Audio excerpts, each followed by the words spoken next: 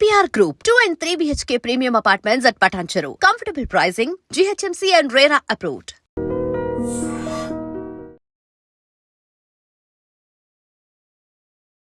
Hi hello namaste welcome back to iDream media.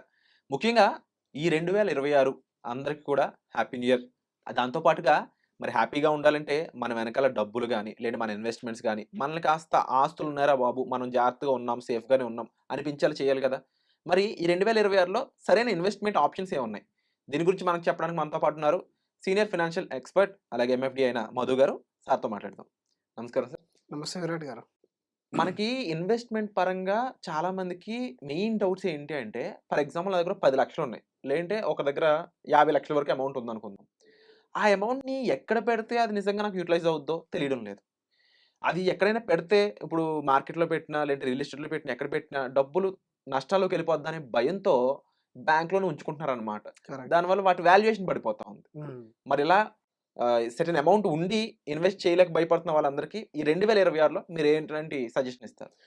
Super sir. So 50 lakhs కానీ అది 1 crore కానీ మన దగ్గర ఒక లంస్ అమౌంట్ ఉంది అని అంటే, ఫస్ట్ మనం ఎక్కడైతే ఇన్వెస్ట్మెంట్ చేస్తున్నామో దానిలో ఉన్న రిస్క్ ఏంటి అనేది ఒకసారి అనలైజ్ చేసుకోవాలి. ఆ రిస్క్తో పాటుగా ఎలాగా ఫ్లెక్సిబుల్ ఉంది ఇది మనకు, అంటే రేపు రానున్న మన అవసరాలకు తగ్గట్టుగా మనకు మనీ విత్డ్రాల్ ఆప్షన్ ఉందా, ఏదైనా ఎమర్జెన్సీ వస్తే లిక్విడిటీ ఉందా, టాక్సేషన్ ఎఫెక్ట్ ఎలా ఉంది, ఎన్ని సంవత్సరాలు బ్లాకేజ్ చేయాల్సిన అవసరం ఉంటుంది, ఒకవేళ రిస్క్ వస్తే ఇందులో ఉన్న అమౌంట్ తగ్గుతుందా, తగ్గితే ఎంత పర్సెంటేజ్ తగ్గుతుంది, లేదా మొత్తానికి పోతుందా. 2 రకాల రిస్కులు ఉంటాయి ఎప్పుడైనా సరే. ఒకటి క్యాపిటల్ రిస్క్, మొత్తం క్యాపిటల్ పోతుంది. రెండోది ఏంటనంటే రిటర్న్ రిస్క్, రిటర్న్ అనేది తక్కువ వస్తుంది. ఇప్పుడు మీరు అనుకున్నట్టుగా ఇదే అమౌంట్ 50 లక్షలు తీసుకెళ్ళి ఏదైనా ఒక బ్యాంకులో ఎఫ్డి చేస్తే ఏంటనంటే మీకు సేఫ్గా 6 to 7% అనేది ఇస్తారు. ఇక్కడ ఉన్న రిస్క్ ఏంటి అంటే, మీరు యాక్చువల్గా ఇన్ఫ్లేషన్ కంటే తక్కువ రిటర్న్ తీసుకుంటున్నారు. That is the risk of inflation. మీరు రానున్న 10-15 ఇయర్స్ తర్వాత దీన్ని విత్డ్రా చేసినా కూడా ఆ వచ్చే అమౌంట్‌తోని మీరు ఒక పెద్ద అసెట్‌ని గానీ, ఏదైనా మీ లైఫ్‌లో ఒక పెద్ద గోల్‌ని గానీ ఫుల్‌ఫిల్ చేయలేరు. దీని తర్వాత ఇదే అమౌంట్‌ని తీసుకెళ్ళి మనం ఏదైనా ప్రాపర్టీలో కొన్నామనుకోండి. ప్రాపర్టీలో ప్రాబ్లమ్ ఏంటనంటే లిక్విడిటీ. మీకు అవసరానికి మళ్ళీ అది కొనడే వాళ్ళు దొరకకపోతే మీరక్కడ స్ట్రక్ అయిపోతారు. అండ్ లీగల్ ఇష్యూ విషయంలో గూడా, అలాగే ప్రాపర్టీని సొంతం చేసుకునేప్పుడు ఉండే ఖర్చుల విషయంలో గూడా మీరు ఆలోచిస్తే, ముందుగా మనకు రిజిస్ట్రేషన్, స్టాంప్ డ్యూటీ వీటన్నిటితో పాటుగా ఉంటాయన్నమాట.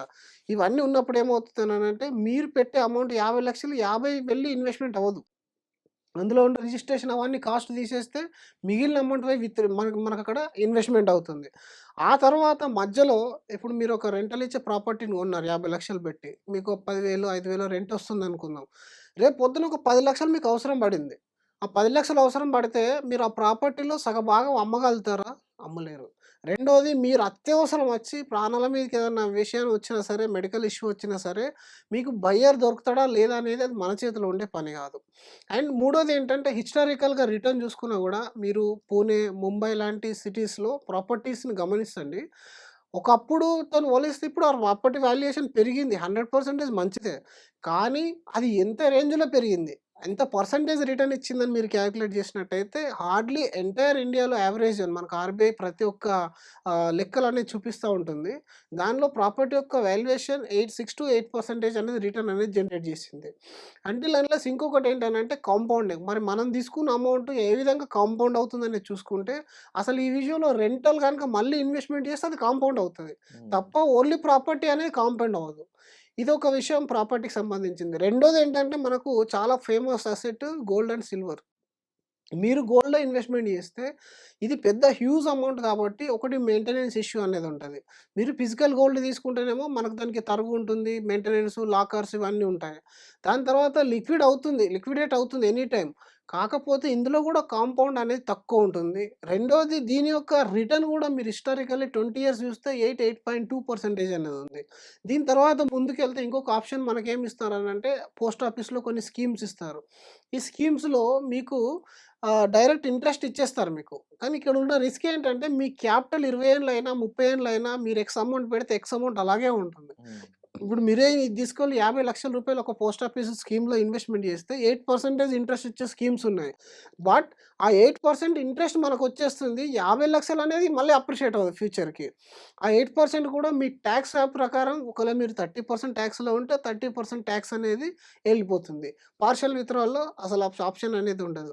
ఇంకా పోతే మ్యూచువల్ ఫండ్ లాస్ట్ ఆప్షన్ మనకు స్టాక్ మార్కెట్ మ్యూచువల్ ఫండ్ గురించి. మ్యూచువల్ ఫండ్స్‌లో ఇదొక వెహికల్ అనమాట. దీనిలో మళ్ళీ ఇదొక ప్రొడక్ట్ లాగా భావిస్తారు చాలామంది. మ్యూచువల్ ఫండ్ అనేది ఒక వెహికల్ మాత్రమే. హుహు. ఇందులో మీ షార్ట్ టర్మ్ నీడ్స్ ఉండని, మిడ్ టర్మ్ నీడ్స్ ఉండని, లాంగ్ టర్మ్ నీడ్స్ ఉండని, లేదా మీకు కమోడిటీ ఇంట్రెస్ట్ ఉండని, ప్రాపర్టీ ఇంట్రెస్ట్ ఉండని అన్నిటిని మీరు మ్యూచువల్ ఫండ్ ద్వారా కొనొచ్చు. అదొక బెస్ట్ ఆప్షన్. మీరు రియల్ ఎస్టేట్‌లో ఇన్వెస్ట్‌మెంట్ త్రూ మ్యూచువల్ ఫండ్ చేయొచ్చు. గోల్డ్‌లో త్రూ మ్యూచువల్ ఫండ్ చేయొచ్చు. ఇంటర్నేషనల్‌లో అమెరికాలో గాని, జపాన్‌లో గాని, చైనా ఈక్విటీలో కూడా మీరు ఇన్వెస్ట్‌మెంట్ చేయాలనుకుంటే త్రూ మ్యూచువల్ ఫండ్ చేయొచ్చు. అంటే నంబర్ 1 ఏంటంటే మ్యూచువల్ ఫండ్‌లో లిక్విడిటీ. మీరు ఎనీ టైమ్, ఎనీ అమౌంట్ మీకు కావాల్సినంత అమౌంట్‌ని విత్‌డ్రా చేసే ఆప్షన్ అనేది ఉంది. రెండోది కాంపౌండింగ్ విషయంలో చూస్తే మీరు ఎవ్రీ ఇయర్ ఇది మీ ఇంట్రెస్టు ఏదైతే రిటర్న్ యాడ్ అవుందో అది మళ్ళీ అసలుకి యాడ్ అయిపోయి కాంపౌండ్ అవుతా ఉంటుంది. మీరు చూసుకున్నట్టయితే లాస్ట్ 15, 20 ఇయర్స్ నుంచి ఎన్నో రకాల కాంపౌండింగ్ జరిగి అది ఎక్కడికో ఎన్నో రెట్లు పెరిగింది. 15,000 ఎస్ఐపి చేసిన వాళ్ళకు 15 సంవత్సరాలు రూ. 1,00,00,000 అవుతుందని చెప్తారు. అదే 5 సంవత్సరాలు ఇంకొక 5 సంవత్సరాలు వెయిట్ చేస్తే ఆ కోటి కాస్త 2,00,00,000 అవుతది. That is the pure effect of compounding. కోటి అవ్వడానికి ఇన్ని సంవత్సరాలు పట్టింది. కానీ కోటి అవసరానికి మీకు 15 సంవత్సరాలు పట్టింది. ఇంకో హ్మ్. 5 సంవత్సరాలు దాన్ని అలాగే వదిలేసినా మీరు ఎలాంటి ఇన్వెస్ట్‌మెంట్ చేయకున్నా గూడా అది మళ్ళీ 2,00,00,000 అయిపోతుంది. ఆ 2,00,00,000 1/3లోనే 2,00,00,000 2 అయిపోతుంది. క్రోర్స్ అయిపోయింది. ఆ 2 క్రోర్స్ మళ్ళీ నెక్స్ట్ 5 ఇయర్స్ లోపల 4 క్రోర్స్ అవుతుంది. అంటే ఈ కాంపౌండింగ్ ఎఫెక్ట్ మీరు ఎంజాయ్ చేయాలంటే మాత్రం ఆ రైట్ అసెట్ క్లాస్‌లో మనం ఇన్వెస్ట్‌మెంట్ అనేది చేయాలి. దీని తర్వాత మధ్యలో మీకు ఎనీ టైమ్ ఏదైనా అవసరం వచ్చిందనుకోండి, లిక్విడిటీ విషయంలో పార్షియల్ విత్‌డ్రావల్ ఉంది. ప్లస్ దానిపైన లోన్ గూడా ఉంది. మీరు ఎనీ టైమ్ మీకు 50% of the equity investment value అనేది లోన్ రూపంలో గూడా వస్తుంది. బయట లోన్‌కి, మ్యూచువల్ ఫండ్స్ మీద లోన్‌కి డిఫరెన్స్ ఏంటి? బయట లోన్స్ అయితే మీకు ప్రూఫ్స్ ఉండాలి, సిబిల్ ఉండాలి, ఇవన్నీ ఉండాలి. మీ దగ్గర హ్మ్. ప్రాపర్టీ అమ్మారు, డబ్బొచ్చింది, మ్యూచువల్ ఫండ్‌లో పెట్టారు. మీకిప్పుడు లోన్ తీసుకోవాలి అనుకుంటే మ్యూచువల్ ఫండ్‌లో అయితే సింగిల్ క్లిక్ లోపల 50% ఆఫ్ ద అమౌంట్ లోన్ వచ్చేస్తుంది. హ్మ్. Irrespective of your CIBIL. అదే మీరు బయట ఏదైనా ప్రాపర్టీలో బ్లాక్ చేస్తే మీరు లోన్ తీసుకోవాలనుకుంటే బ్యాంక్ మీకు 100 రకాల డాక్యుమెంట్స్ అడుగుతుంది. ఆ 100 రకాల డాక్యుమెంట్స్ ఫుల్‌ఫిల్ చేస్తేనే మీకు లోన్ వస్తుంది. ఇక్కడ మీ డబ్బే మీకు మళ్ళీ తీసుకునే అవకాశం అనేది ఉంది.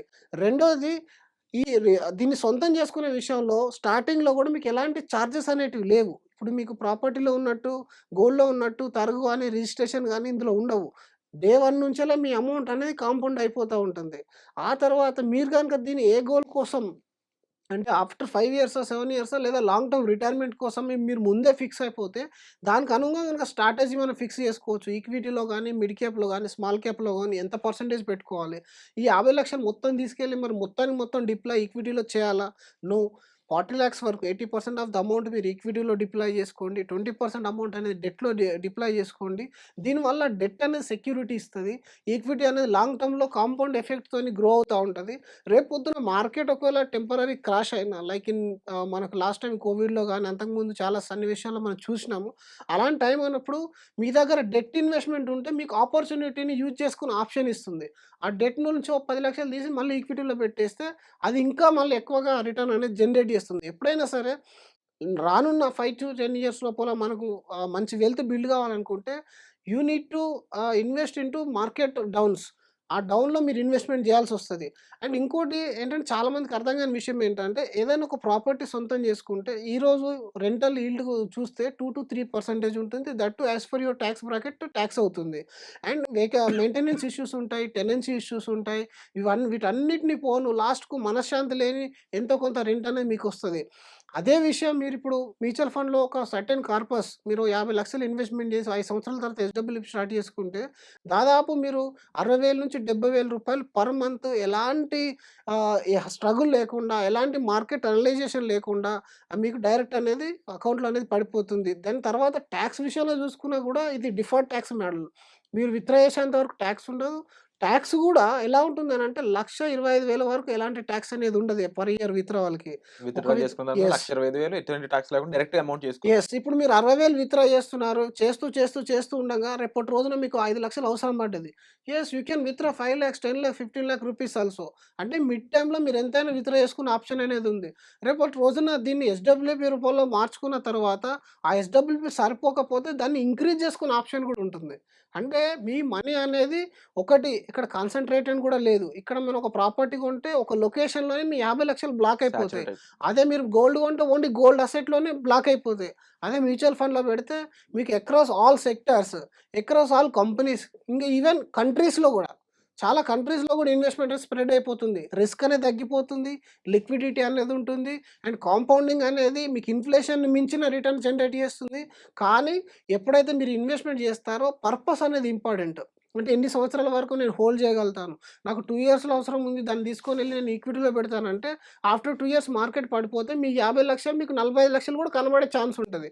అది మాత్రం మెంటల్‌గా ప్రిపేర్ అయ్యి ఉండాలి. దానికోసమనే ఈక్విటీ ప్లస్ డెట్ ఒక మంచి ఫైనాన్షియల్ ఎక్స్‌పర్ట్ దగ్గర మీరు కూర్చొని ప్రాపర్ అనలైజ్ చేసుకుంటే మాత్రం ఈ 26 కాదు 27, 28, 2030 అయినా సరే ఫార్ములా ఈస్ వెరీ సింపుల్ అండి. ఇన్వెస్ట్‌మెంట్ అనేది చాలా చాలా సింపుల్ బట్ నాట్ ఈజీ. ఎందుకనంటే మార్కెట్‌లో ఉండే చాలా ఫ్లక్చుయేషన్స్ ఏం చేస్తాయంటే మిమ్మల్ని టెంప్ట్ చేస్తాయి. రేపు నలుగురు స్టాక్స్ కొనమని చెప్తారు. ఇంకొకరు ప్రాపర్టీ కొనమని చెప్తారు. ఇంకొకరు సిల్వర్‌లో ఇన్వెస్ట్‌మెంట్ చేయమని చెప్తారు. వీటన్నిటికి మీరు ఓర్చుకొని ఎప్పుడైతే మార్కెట్‌లో టైమ్ ఇస్తారో అది రియల్ టైమ్‌లో మీకు వెల్త్‌ని బిల్డ్ చేసి పెడతది. అందుకే అంటారు స్టాక్ మార్కెట్‌లో it will not give you the return what you want. But it will give you the return what you deserve. First మనం డిజర్వ్ అయ్యి ఉండాలి. ఈ అప్స్ అండ్ డౌన్స్ అన్నిటిని దాటుకొని పైకెళ్ళిపోతేనే మనకు ఆ రిటర్న్ అనేది వస్తుంది. వండర్ఫుల్ సో అది 5,00,000 అయినా, 50,00,000 అయినా ఈ ఫార్ములా గనుక మీరు ఫాలో అయిపోతే మంచి వెల్త్ బిల్డ్ చేస్తారు. మీరు చెప్పాక నాకు అర్థమైంది ఒకటే ఒక మాట. మన డబ్బులు మనకు డబ్బులు సంపాదించి పెట్టాలంటే యెస్. ఏం చేయాలి అనే దానికి. అండ్ చాలా విషయాలు సార్ ఇక్కడ మెన్షన్ చేయడం జరిగిందండి. మెయిన్‌గా మన మ్యూచువల్ ఫండ్స్‌లో ఇన్వెస్ట్‌మెంట్ స్టార్ట్ చేశాక దాంట్లో ఉన్న డైవర్సిటీ అంటే అది గోల్డ్‌లోకి వెళ్ళొచ్చు. కొంత భాగం ఐటీకి వెళ్ళొచ్చు. అలా డిఫరెంట్ సెక్టార్స్ కవర్ చేస్తూనే సేఫ్టీ అనేది చూపిస్తుంది ఇక్కడ. దాంతో పాటుగా మనకు కావాల్సినప్పుడు ఇమ్మీడియేట్‌గా డబ్బులు తీసుకునే విధానం అయ్యుండొచ్చు. ఫ్యూచర్‌లో దాన్ని ఎస్‌డబ్ల్యూపీ కన్వర్ట్ చేసుకుంటే నెల మనకొచ్చే డబ్బులు అయ్యుండొచ్చు. అండ్ ఆఫ్టర్ లాంగ్ టైమ్ చూసుకున్నట్లయితే మంచిగా మనకు ఒక కార్పస్ బిల్డ్ అవ్వడం అయ్యుండొచ్చు. ఇలా చాలా పాసిబిలిటీస్ ఉన్నాయి. దీని గురించి టెక్నికల్ ఇన్ఫర్మేషన్ చాలా సార్ ప్రొవైడ్ చేయడం జరిగింది. ఇంకా మీకు డౌట్స్ ఉన్నట్లయితే మన కామెంట్ సెక్షన్‌లో మెన్షన్ చేయొచ్చు. లేదా డిస్‌ప్లే అవుతున్న నంబర్స్ కాల్ చేసి సార్‌కి మీరు సంప్రదించొచ్చు. సో ఈ ఎపిసోడ్ మీకు ఎలా అనిపించిందో తప్పకుండా మీ ఒపీనియన్‌ని కామెంట్ చేయండి. Thank you so much. And for more videos, Please subscribe to iDream. Please subscribe to iDream. Please subscribe iDream. And please subscribe to iDream. For more videos, subscribe to iDream. please like, share and subscribe to the channel. Congratulations, iDream. subscribe to iDream. Subscribe to iDream. So subscribe to iDream Media. iDream team అందరికి huge congratulations. Please subscribe iDream Media. Please subscribe to iDream. Subscribe iDream. Please subscribe to iDream. iDream అంటే నా కళల channel subscribe చేసుకున్న నోరు తిరుగుతలేదు. మీరైతే గంట గుర్తు కొట్టండి. For more such videos, please subscribe to iDream.